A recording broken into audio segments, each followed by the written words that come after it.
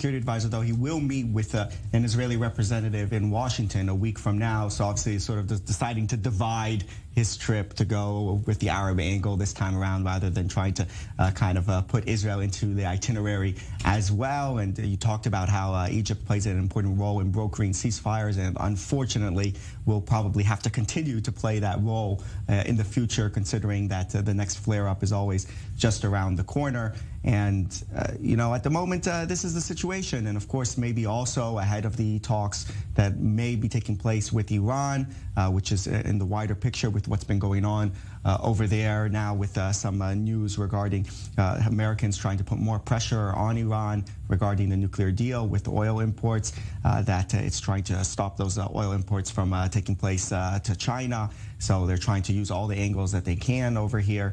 And, you know, we'll have to wait and see how this whole thing plays out at the moment. And Jonathan, it was remarkable to see in the National Security Council talking points how highly Israel featured, and it's reason that he's going through Egypt here. The reports also that perhaps Israeli officials will be rendezvousing with Sullivan in Cairo, despite this visit to the White House next week. What do we know about where Israel fits into these discussions taking place? It's as if Israel is constantly present, but not really present. But is this really the case? The official statement, as Alec said, it speaks about a meeting between Jake Sullivan and the new Israeli National Security Advisor, Eyal Hulata. That meeting is supposed to take place next week in Washington. But there are also reports that such a meeting between the same two people is expected to take place in Cairo. Maybe today, maybe tomorrow.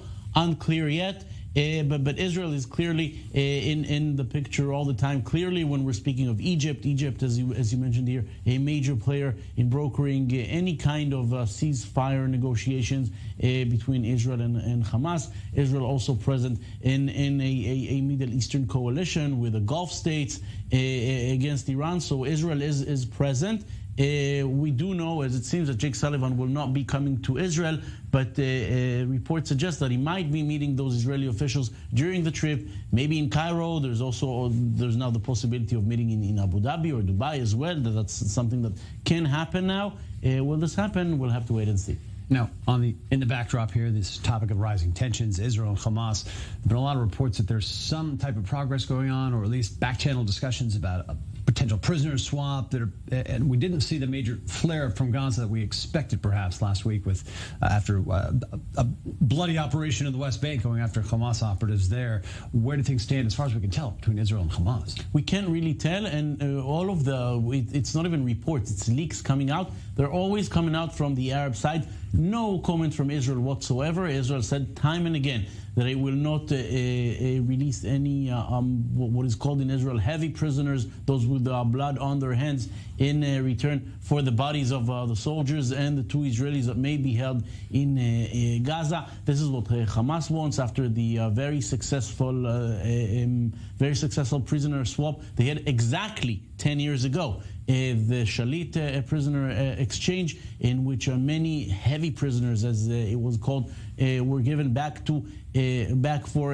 then, of course, a soldier who's alive, Gilad Shalit. That, of course, changed the whole equation.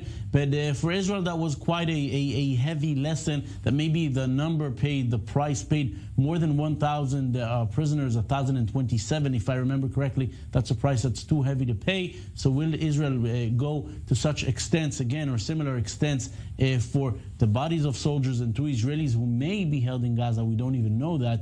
Is yet to be seen. The answer is probably no, but this is the Middle East. Anything can happen.